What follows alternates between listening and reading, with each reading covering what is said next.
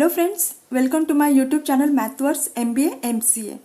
देखिए, आज हम नया टॉपिक शुरू करने जा रहे हैं जिसका नाम है linear programming problem by simplex method. ठीक है, तो चलिए आज हम प्रॉब्लम देखेंगे मैक्सिमाइजेशन का। तो चलिए देखते हैं एग्जाम्पल क्या है अपना। Solve the following LPP by simplex method. देखिए ऑब्जेक्टिव फंक्शन क्या दिया है यहाँ पे, maximise z is equal to 5x1 plus 3x2। इसको हम क्या बोलेंगे, ये क्या है अपना ऑब्जेक्टिव फंक्शन है। ठीक है, subject to x1 plus x2 less than और इक्वल टू 2। सेकंड कंस्टेंट देखिए क्या है, 5x1 plus 2x2 less than और इक्वल टू 10।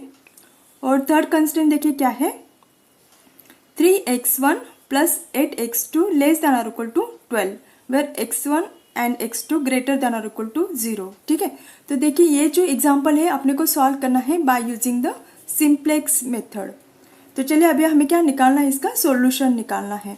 देखिए सॉल्यूशन निकालने से पहले आप सबसे मेरी रिक्वेस्ट है कि प्लीज़ आप मेरे चैनल को सब्सक्राइब ज़रूर कीजिए और जितना पॉसिबल हो सकता है आप ज़्यादा से ज़्यादा मेरे वीडियोज़ को शेयर कीजिए।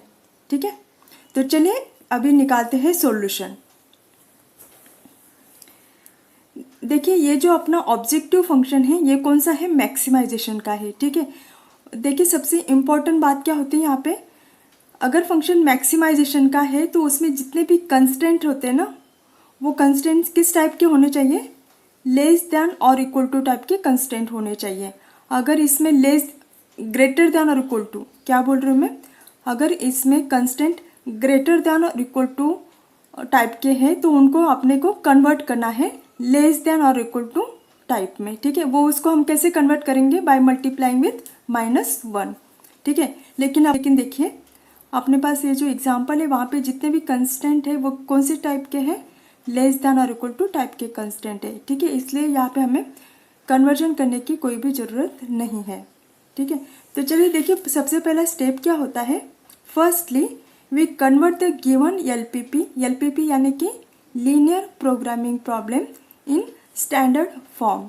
अभी देखिए ये जो एग्जांपल है वहाँ पे कितने कंस्टेंट दिए हैं, 1 2 3 कंस्टेंट है। ठीक है, देखिए जब हम एग्जांपल सिंप्लेक्स मेथड से सॉल्व करते हैं तो वहाँ पे क्या होता है, हमें स्लैक वेरिएबल्स ऐड करने होते हैं हर एक कंस्टेंट में। ठीक है, तो maximise z is equal to 5x1 plus 3x2 subject to देखिए पहला कंस्टेंट क्या है अपना, x1 plus x2 plus s1।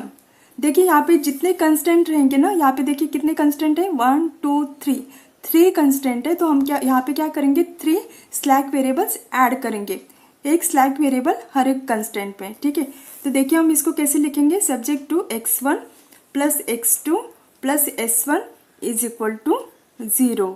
ये देखिए ये जो इनइक्वालिटी साइन था ना, लेस देन और इक्वल टू का, उसको हमने कन्वर्ट किया है इक्वालिटी साइन में by adding the slack variable. आ गया समझ में क्या किया मैंने। देखिए ये जो कंस्टेंट्स है यहाँ पे कौन से टाइप के हैं, लेस देन और इक्वल टू टाइप के हैं, राइट। तो अभी हम क्या करेंगे, इन कंस्टेंट को, इन इक्वालिटी साइन को हम कन्वर्ट करेंगे इक्वालिटी साइन में। तो इक्वालिटी साइन में कैसे कन्वर्ट करेंगे हम, bye adding the slack variables. तो हमको देखिए ये पहला कंस्टेंट हमने कैसे लिखा, x1 plus x2 plus s1 is equal to, देखिए यहाँ पे 0 नहीं आएगा, यहाँ पे क्या आएगा, 2 आएगा। तो हम क्या लिखेंगे यहाँ पे, 2। अभी देखिए सेकंड कंस्टेंट क्या है, 5x1 plus 2x2 plus s2 is equal to 10। Third constant क्या आएगा, 3x1 plus 8x2 plus s3 is equal to 12 where x1 x2 s1 s2 are greater than और इक्वल टू 0। ठीक है, अभी देखिए यहाँ पे क्या किया है हमने, in order to balance the constant हमने यहाँ पे क्या किया है, स्लैक वेरिएबल्स ऐड किए हैं, ठीक है। तो हमने इनइक्वालिटी साइन को कन्वर्ट कर लिया है यहाँ पे इक्वालिटी साइन में। अभी देखिए यहाँ पे क्या किया हमने, स्लैक वेरिएबल्स ऐड किए हैं। तो हमें ये देखिए ऑब्जेक्टिव फंक्शन अभी कैसे बन जाएगा, maximise z is equal to 5x1 plus 3x2 plus 0s1 plus 0s2 plus 0s3। क्या किया हमने, जो भी हमने स्लैक वेरिएबल्स ऐड किए थे ना, वही स्लैक वेरिएबल्स हमने अपने को लेना है ऑब्जेक्टिव फंक्शन में विथ जीरो कोएफिशिएंट, ठीक है। तो चलिए अभी हम क्या करेंगे, इनिशियल सिंप्लेक्स टेबल बनाते हैं। अभी अपने को क्या बनाना है, इनिशियल सिंप्लेक्स टेबल बनाना है, ठीक है। तो देखिए यहाँ पे हमें क्या क्या लेना है, सीजे क्या रिप्रेजेंट करता है, यहाँ पे देखिए सीजे के बारे में लिखा है, where CJ represents the coefficient of respective variables in objective function, ठीक है। और एक्स बी क्या रहेगा, X B is the column of basic variables. यहाँ पे देखिए S1 और S2 ये क्या है, अपने बेसिक वेरिएबल्स है, और X1 X2 ये क्या है, अपने नॉन बेसिक वेरिएबल्स। यहाँ पे देखिए अपने को क्या लिखना पड़ेगा, S3 भी लिखना पड़ेगा, ठीक है। X1 X2 S1 S2 S3 it should be greater than और इक्वल टू 0। क्या बोला मैंने यहाँ पे, X1 X2 क्या है अपने पास, नॉन बेसिक वेरिएबल्स है, और S1 S2 S3 ये क्या है, बेसिक वेरिएबल्स, ठीक है। तो देखिए एक्स बी में हम क्या लिखेंगे, is the column of basic variables. और देखिए सी बी क्या रिप्रेजेंट करता है, is the column of corresponding coefficient of basic variables in X B that in the objective function. अभी देखिए यहाँ पे हम क्या क्या लिखेंगे, एक्स बी क्या रिप्रेजेंट कर रहा है, is the column of basic variables. अभी देखिए अपना जो ऑब्जेक्टिव फंक्शन है उसमें देखिए क्या क्या कौन कौन से वेरिएबल्स है, x1 x2 S1 S2 S3। तो हम यहाँ पे क्या करेंगे, वो वेरिएबल्स यहाँ पे लिख के लेंगे। देखिए x1 x2 S1 S2 और S3, ठीक है। जितने भी यहाँ पे वेरिएबल्स रहेंगे कहाँ से लिया हमने, ये ऑब्जेक्टिव फंक्शन से लिया, x1 x2 S1 S2 और S3। अभी देखिए सीजे में क्या लिखेंगे, ये जो वेरिएबल्स है ना उनके क्या लिखेंगे, यहाँ पे कोएफिशिएंट लिखेंगे, लेकिन कहाँ से लिखेंगे हम, ऑब्जेक्टिव फंक्शन से। अभी देखिए जो अपना ऑब्जेक्टिव फंक्शन है, ऑब्जेक्टिव फंक्शन में देखिए x1 का कोएफिशिएंट क्या है 5, x2 का 3, S1 का 0, S2 का 0 और S3 का 0। तो वही हम क्या करेंगे, यहाँ पे कोएफिशिएंट उनके लिख के लेंगे। तो देखिए यहाँ पे क्या आएगा, 5 आएगा, यहाँ पे आएगा 5, x2 का क्या है 3, S1 का है 0, S2 का है 0 और S3 का है 0, ठीक है। अभी देखिए XB वाला जो कॉलम है यहाँ पे हम क्या लेंगे, जो अपने पास बेसिक वेरिएबल्स है, बेसिक वेरिएबल्स अपने पास क्या क्या है, S1 S2 और S3, ठीक है। x1 x2 non basic variables है और s1 s2 s3 basic variables है। तो xb कॉलम में हम क्या लिखेंगे, बेसिक वेरिएबल्स। और देखिए बेसिक वेरिएबल्स के कोएफिशिएंट क्या है इन ऑब्जेक्टिव फंक्शन, 0 0 0, ठीक है। अभी देखिए जो अपना फर्स्ट कंस्टेंट है वहाँ से हमें अभी यहाँ पे उनकी वैल्यूज पुट करनी पड़ेगी। देखिए अभी फर्स्ट कंस्टेंट में देखिए x1 का कोएफिशिएंट क्या है 1, x2 का 1 और S1 का 1। यहाँ पे S2 नहीं है तो S2 की वैल्यू हम क्या पुट करेंगे 0, ठीक है। तो देखिए x1 का 1, x2 का 1, S1 का 1, S2 यहाँ पे नहीं है तो 0 और S3 भी नहीं है तो 0, ठीक है। और सॉल्यूशन में क्या लिखेंगे, यहाँ पे देखिए इज इक्वल टू क्या है 2। अभी नेक्स्ट कंस्टेंट देखिए x1 का कोएफिशिएंट क्या है 5, x2 का 2, S1 आएगा 0, S2 आएगा 1 और S3 नहीं है तो S3 की वैल्यू क्या पुट करेंगे 0। x1 का 5, x2 का 2, S1 का 0, यहाँ पे आएगा 1, यहाँ पे आएगा 0 और सॉल्यूशन में आएगा सॉल्यूशन में क्या आएगा 10। थर्ड कंस्टेंट में देखिए 3 8 0 0 1 कैसे लिखा, देखिए x1 का क्या है 3, x2 का क्या है 8, s1 नहीं है तो 0, s2 भी नहीं है तो 0 और s3 का क्या लिखेंगे 1। यहाँ पे क्या आएगा 3, यहाँ पे आएगा 8, यहाँ पे आएगा s1 नहीं है ना तो 0, s2 0 और s3 1 और सॉल्यूशन क्या है देखिए 12। ठीक है, अभी देखिए हमें क्या निकालना है, जेड निकालना है। तो देखिए ध्यान से देखिए मैं जेड की वैल्यू कैसे कैलकुलेट करती हूँ। ठीक है, अभी देखिए यहाँ पे इस कॉलम के लिए हमने जेड की वैल्यू निकालनी, तो देखिए कैसे निकालेंगे हम, 0 × 1 प्लस 0 × 5 प्लस 0 × 3 कितना आएगा 0। यहाँ पे भी देखिए इस कॉलम के लिए निकालना है ना, x2 वाले कॉलम के लिए, तो देखिए कैसे 0 × 1 0 × 2 प्लस 0 × 8 कितना आएगा 0। यहाँ पे भी 0 है तो मतलब यहाँ पे भी कैलकुलेशन करने के बाद क्या आएगा 0, यहाँ पे भी आएगा 0 और यहाँ पे भी आएगा 0।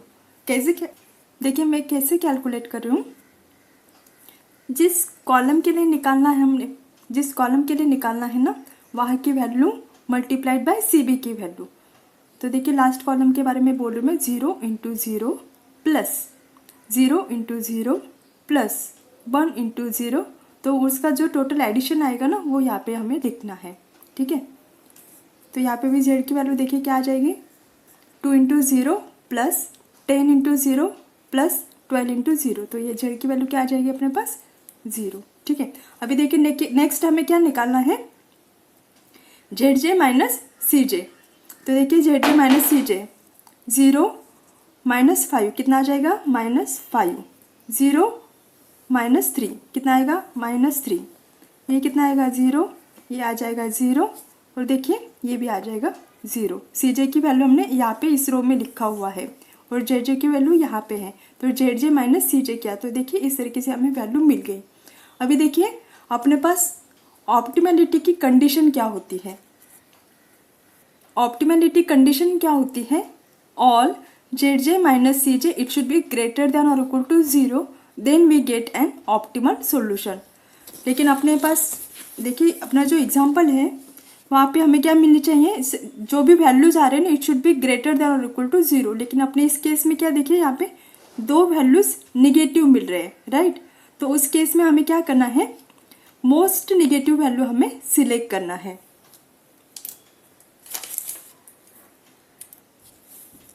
तो यहाँ पे देखिए मोस्ट नेगेटिव वैल्यू कौन सी है, यहाँ पे देखिए -5 है और यहाँ पे -3 है, तो मोस्ट नेगेटिव वैल्यू कौन सी आ गई, ये आ गई मोस्ट नेगेटिव वैल्यू,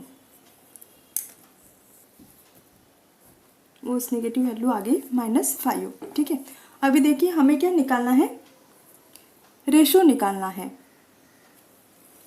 कि यहाँ पे हमने -5 को सिलेक्ट किया क्योंकि जो अपनी ऑप्टिमलिटी की कंडीशन थी मैक्सिमाइजेशन प्रॉब्लम के लिए वो क्या थी कि ZJ माइनस CJ की जो भी वैल्यू है वो क्या होनी चाहिए, ग्रेटर देन और इक्वल टू 0। लेकिन अपने केस में हमें क्या मिला है, यहाँ पे 2 वैल्यूज ऐसे मिले हैं जो कि निगेटिव है। इसका मतलब क्या होता है कि हम ऑप्टिमलिटी तक नहीं पहुँचे हैं, तो हमें क्या करना पड़ेगा, आगे प्रोसीड करना पड़ेगा राइट। तो आगे प्रोसीड करने के लिए हमें एक स्टेप करनी पड़ेगी। तो देखिए हम क्या करेंगे, अभी ये जो ZJ माइनस CJ है उसमें से मोस्ट नेगेटिव वैल्यू हम सिलेक्ट करेंगे। तो देखिए यहाँ पे मोस्ट नेगेटिव वैल्यू क्या मिल गई अपने पास, -5। कौन से कॉलम में मिली है, देखिए x1 के कॉलम में मिलेंगे, तो हम इसको क्या करेंगे, सिलेक्ट कर लेंगे। ठीक है, ये क्या होगा अपना की कॉलम, इसको हम क्या बोलेंगे, की कॉलम। ठीक है, अभी देखिए हमें क्या निकालना है, रेशो निकालना है। तो रेशो हम कैसे निकालेंगे, सॉल्यूशन डिवाइडेड बाय उस पर्टिकुलर कॉलम में आने वाली उस वैल्यू को, 2 / 1 कितना आ गया 2।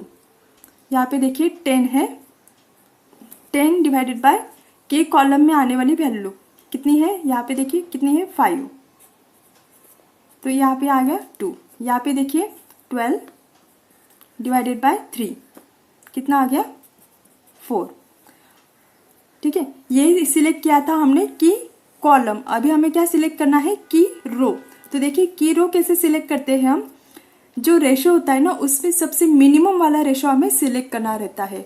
यहाँ पे देखिए वैल्यूज मिल रही है, स्मॉलेस्ट वैल्यूज, तो आइदर हम S1 का जो भी रो है उसको हम की रो सिलेक्ट कर सकते हैं या फिर S2 को हम की रो सिलेक्ट कर सकते हैं। ठीक है, रैंडमली आप कौन सा भी रो को की रो सिलेक्ट कर सकते हैं, लेकिन मैं यहाँ पे फर्स्ट वाला सिलेक्ट कर रही हूँ, आप वाला रो आप सिलेक्ट कर सकते हो। ठीक है, तो देखिए मैं ले रही हूँ अपना S1 को,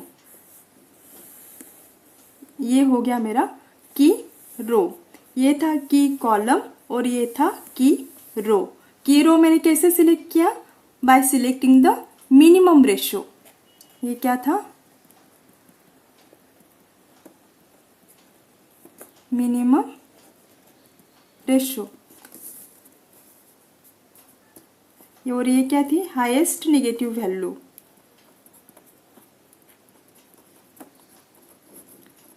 कि कॉलम सिलेक्ट करने के लिए हाईएस्ट नेगेटिव वैल्यू सिलेक्ट की हमने, और उसके बाद में फिर हमने कैलकुलेट किया रेशो, और उसमें से हमने सिलेक्ट किया मिनिमम रेशो, और जिस रो में मिनिमम वैल्यू आएगी वो रहेगा अपना की रो।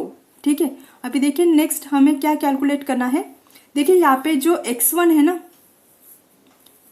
वो क्या हो जाएगा, अपना एंटरिंग वेरिएबल।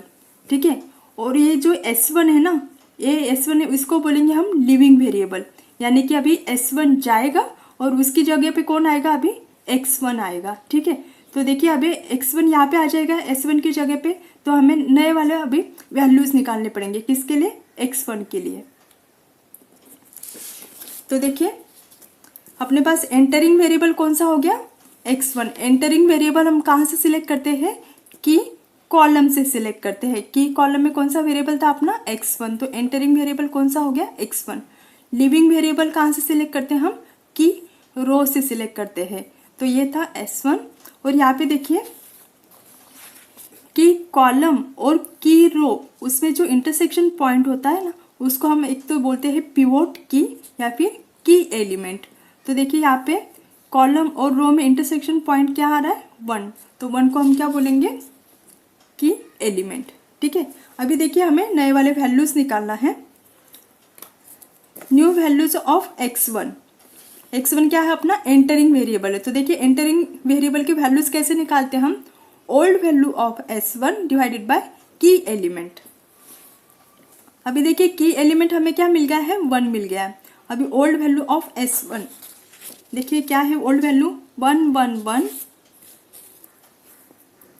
ओल्ड वैल्यू क्या है 1 डिवाइडेड बाय की एलिमेंट 1, कितना आ गया 1। सेकंड ओल्ड वैल्यू देखिए क्या है 1, 1 डिवाइडेड बाय की एलिमेंट कितना आ गया 1। अभी देखिए थर्ड वैल्यू क्या है 1, 1 डिवाइडेड बाय की एलिमेंट 1, कितना आ गया 1। नेक्स्ट वैल्यू देखिए क्या है 0, नेक्स्ट यहाँ पे क्या आएगा 0 डिवाइडेड बाय 1, 0 डिवाइडेड बाय 1 और 2 divided by 1, 0 divided by 1, 0 divided by 1 और 2 डिवाइडेड बाय 1, ये आ गया 0, ये आ गया 0 और ये आ गया 2। ठीक है, तो ये क्या होगी अपने x1 की नई वाली वैल्यूज, क्या क्या है 1 1 1 0 0 2। ठीक है, अभी देखिए हमें क्या निकालना पड़ेगा, S2 की न्यू वैल्यूज निकालनी पड़ेगी, S2 की न्यू वैल्यूज। तो देखिए ये बहुत इंपॉर्टेंट पॉइंट है, अगर ये पॉइंट में आपने कुछ भी गड़बड़ कर दी तो पूरा आपका जो इटरेशन वाला टेबल रहेगा ना पूरा आपका गलत हो जाएगा। ठीक है, इसलिए जब मैं S2 और S3 की वैल्यू निकालूँ तो आपको वो पॉइंट्स बहुत ध्यान से देखने हैं। तो चलिए अभी हमें निकालना है S2 की वैल्यूज। तो देखिए S2 की वैल्यूज निकालते वक्त हमें क्या फार्मूला यूज करना है, देखिए क्या है, देखिए फार्मूला क्या है, ओल्ड वैल्यू माइनस करस्पॉन्डिंग की कॉलम वैल्यू इनटू करस्पॉन्डिंग की रो वैल्यू डिवाइडेड बाय की एलिमेंट। देखिए बहुत ही इंपॉर्टेंट पॉइंट है, बहुत सारी बुक्स में मतलब ये फार्मूला दिया नहीं रहता है या फिर गलत दिया रहता है, तो आपको ये फार्मूला अच्छे से ध्यान से रखना है, क्योंकि आप लोग का जो सिंप्लेक्स मेथड का जो भी एग्जाम्पल है वो पूरा बेस्ड रहे ऑन दिस फार्मूला। ठीक है, ये आपको सही जम गया तो आपको ये सिंप्लेक्स मेथड का एग्जाम्पल आप आसानी से सॉल्व कर सकते हो। तो चलिए अभी हमें क्या निकालना है, new values of S2। Old value देखिए क्या है S2 की ना, अभी देखिए ओल्ड वैल्यू क्या है 5, क्या है 5, ओल्ड वैल्यू 5 माइनस, देखिए की एलिमेंट अपना क्या है 1 ही रहेगा, करस्पॉन्डिंग की कॉलम वैल्यू, अभी देखिए 5 की करस्पॉन्डिंग की कॉलम वैल्यू, यहाँ पे देखिए की कॉलम वैल्यू क्या है 5 और की रो वैल्यू क्या है 1। देखिए ध्यान से देखिए, अभी मुझे निकालनी है S2 की न्यू वैल्यू, ठीक है। ओल्ड वैल्यू क्या है 5, करस्पॉन्डिंग की कॉलम वैल्यू क्या आ जाएगी उसकी 5 और करस्पॉन्डिंग की रो की वैल्यू क्या आ जाएगी, रो में से सिलेक्ट करना है 1। तो कैसे आएगा ये 5 माइनस करस्पॉन्डिंग की कॉलम वैल्यू 5 इंटू करस्पॉन्डिंग की रो वैल्यू 1 डिवाइडेड बाय की एलिमेंट 1,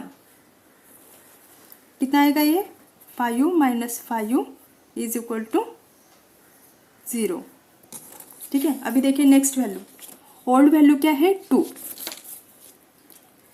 माइनस, देखिए के एलिमेंट तो 1 ही रहेगा, की एलिमेंट अपना 1 है ना, 1 क्या है इंटरसेक्शन पॉइंट है की और कॉलम का, की रो और की कॉलम का इंटरसेक्शन पॉइंट 1 है, उसको हम बोले क्या बोलते हैं की एलिमेंट, तो ठीक है की एलिमेंट 1 ही रहेगा।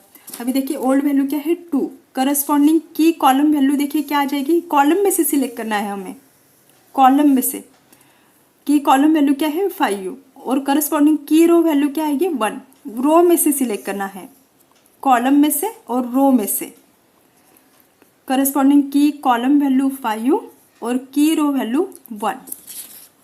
तो कैसे लिखेंगे 5 इंटू 1 डिवाइडेड बाय 1, तो कैसे आएगा ये 2 माइनस 5 इज इक्वल टू कितना आएगा -3। ओल्ड वैल्यू देखिए 0 माइनस, देखिए करस्पॉन्डिंग की कॉलम वैल्यू इसकी क्या आएगी 5 और की रो वैल्यू क्या आएगी 1, मतलब 5 इंटू 1, 5 इंटू 1 कितना आ जाएगा देखिए -5। नेक्स्ट देखिए 1, ओल्ड वैल्यू क्या है, देखिए मैं यहाँ पे पूरे लिख के लेती हूँ 1 0 10, 1 0 10, यहाँ पे मैं ओल्ड वैल्यू लिख के लेती हूँ, की एलिमेंट क्या है 1, की एलिमेंट 1, की एलिमेंट 1। अभी देखिए 1 है ना, 1 का देखिए करस्पॉन्डिंग की रो वैल्यू है 0 और की कॉलम वैल्यू है 5, 5 इंटू 0, 5 इंटू 0 कितना आ जाएगा देखिए, ये तो 0 हो गया, तो यहाँ पे क्या आ जाएगा आंसर 1। अभी देखिए 0, करस्पॉन्डिंग की रो वैल्यू इसकी क्या आएगी 0, कॉलम वैल्यू 5, 5 इंटू 0, 5 इंटू 0, तो ये क्या क्या आ जाएगा देखिए 0 आ जाएगा। अभी देखिए इसका करस्पॉन्डिंग की कॉलम वैल्यू कितनी आए 5 और की रो वैल्यू कितनी है 2, 5 इंटू 2, 5 इंटू 2, तो देखिए कितना आ जाएगा ये 10 माइनस 10 कितना आएगा 0।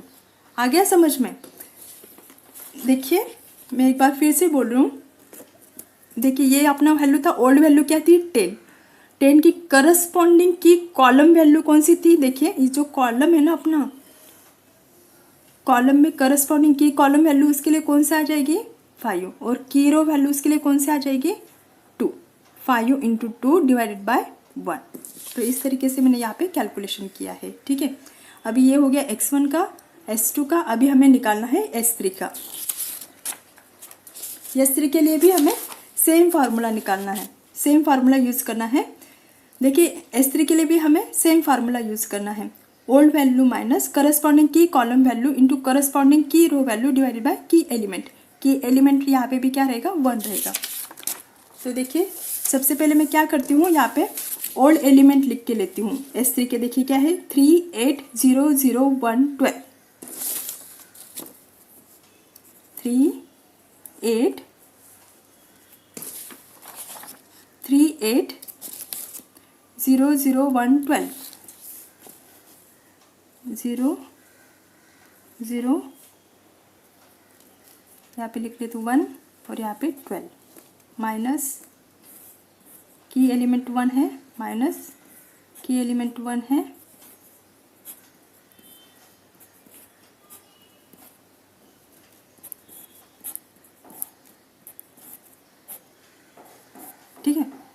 अभी देखिए 3 है ना, 3 के लिए देखिए करस्पॉन्डिंग की कॉलम वैल्यू क्या आ जाएगी 3 और करस्पॉन्डिंग की रो वैल्यू क्या आ जाएगी 1, 3 इंटू 1, 3 इंटू 1, तो ये क्या आ जाएगा 3 माइनस 3 कितना आ जाएगा ये 0, ठीक है। अभी 8 है ना, 8 के लिए देखिए करस्पॉन्डिंग की कॉलम वैल्यू क्या है 3, रो वैल्यू क्या आ जाएगी 1, 3 इंटू 1, 3 इंटू 1 यानी कि 8 माइनस 3 कितना 5।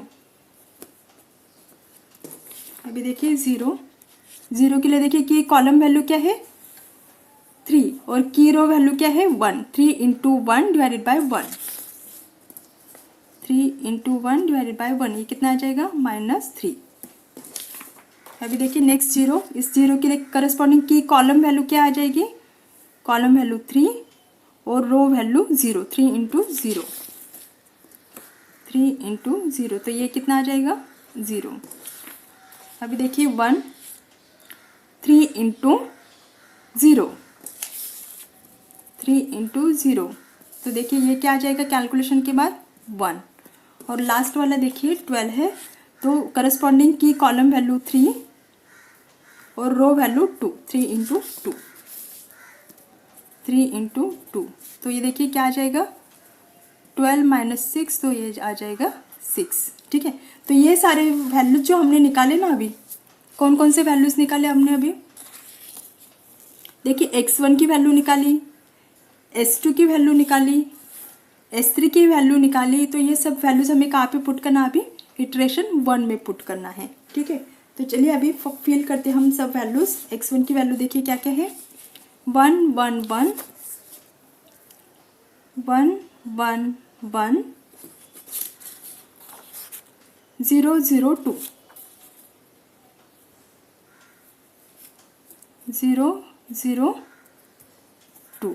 अभी देखिए S2 की वैल्यूज क्या क्या मिली अपने पास 0 -3 -5, 0 -3 -5, 1 0 0 1 0 0, ठीक है। और देखिए यहाँ पे हमने S3 की वैल्यूज निकाली थी 0 5 -3, 0 5 -3, 0 1 6, 0 1 6, ठीक है। तो ये हो गया अपना इटरेशन 1, उसमें हमने क्या क्या निकाला, नए वाले वैल्यूज निकाले हमने x1, s2 और s3।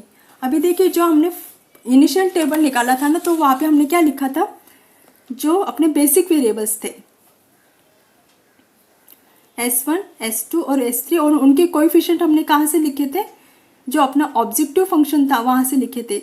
s1 का कोएफिशिएंट था 0, s2 का 0, s3 का 0, ठीक है।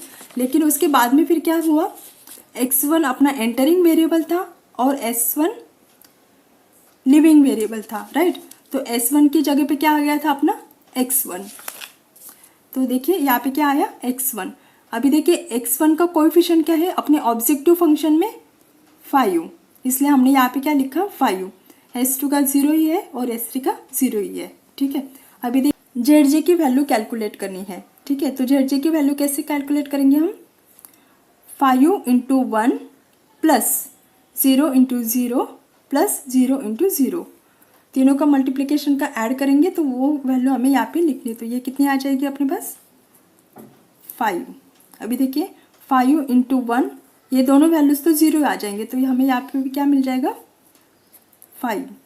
यहाँ पे क्या मिलेगा देखिए 5 into 1 plus 0 into -5 plus 0 into -3, तो ये तो 0 हो जाएगा, तो यहाँ पे हमें क्या मिल जाएगी वैल्यू 5। यहाँ पे देखिए 0 मिलेगा और यहाँ पे भी 5 into 0 plus 0 into 0 plus 0 into 1 क्या मिल जाएगा 0। अभी यहाँ पे देखिए 5 इंटू 2 कितना 10, ये 0 आ जाएगा, ये 0 आ जाएगा, तो यहाँ पे क्या मिला हमें z की वैल्यू क्या मिली 10। अभी देखिए हमें क्या कैलकुलेट करना है जेड माइनस सी जे, तो जेड माइनस सी जे देखिए 5 माइनस 5 कितना 0, 5u माइनस 3 कितना 2, 5u माइनस 0 कितना 5u, यहाँ पे 0 और यहाँ पे 0। ठीक है, अभी देखिए फिर से हम क्या करेंगे, यहाँ पे ऑप्टिमलिटी की कंडीशन चेक करेंगे। देखिए ऑप्टिमलिटी की कंडीशन क्या है मैक्सिमाइजेशन प्रॉब्लम के लिए, all Z minus C J is greater than और इक्वल टू 0। तो आप देख सकते हो अपने एग्जाम्पल में जेड माइनस सी जे की वैल्यू यहाँ पे क्या मिल गई है 0 और 0 से ज़्यादा मिले, यानी कि पॉजिटिव वैल्यूज हमें यहाँ पे मिल रही है। इसका मतलब क्या है कि हम ऑप्टिमलिटी कंडीशन तक पहुँच गए हैं। ठीक है, तो इसलिए देखिए लास्ट पे हम क्या लिख सकते हैं यहाँ पे, here all J minus C J R greater than और equal to 0, therefore this is an optimal solution. क्या है अपना ये ऑप्टिमल सॉल्यूशन। ठीक है, अभी देखिए यहाँ पे x1 की वैल्यू क्या मिल रही है हमें, सॉल्यूशन में देखना है आपने को, ये नहीं देखना है आपने। यहाँ पे क्या है उसका कोएफिशिएंट था, x1 की वैल्यू क्या है 2, x1 की वैल्यू क्या है 2। ठीक है, और यहाँ पे x2 x3 वो तो है ही नहीं, x2 क्या आ जाएगा फिर यहाँ पे 0 आ जाएगा। ठीक है, और जेड मैक्स कितना आ जाएगा अपने पास, उसका सॉल्यूशन देखिए क्या आ जाएगा 10। ये हो गया अपना फाइनल सॉल्यूशन। ठीक है, अभी देखिए अगर आपको वेरिफिकेशन करना है तो आप वेरिफिकेशन के लिए जो आपका ऑब्जेक्टिव फंक्शन है, तो आपका ऑब्जेक्टिव फंक्शन था z is equal to 5x1 plus 3x2, अगर इसमें आप x1 की वैल्यू क्या पुट करोगे 2 पुट करोगे वेरिफिकेशन के लिए। देखिए यहाँ पे लिख के देती हूँ मैं, अगर आपको आंसर सही है कि नहीं वो चेक करना है तो आप कैसे चेक करोगे, जो आपका ऑब्जेक्टिव फंक्शन था 5x1 प्लस 3x2, देखिए उसमें अगर आप x1 की वैल्यू 2 पुट करते हो और x2 की वैल्यू 0 पुट करते हो तो आपको बराबर आंसर मिल जाएगा 10, जो कि अपना फाइनल आंसर है Z max is equal to 10। ठीक है, आई होप कि आपको एग्जाम्पल समझ में आएगा, बहुत अच्छी तरीके से मैंने यहाँ पे एक्सप्लेन किया है। अगर आपको कहीं पे भी डाउट आ रहा है तो आप मुझे कमेंट बॉक्स में लिख सकते हो। ठीक है।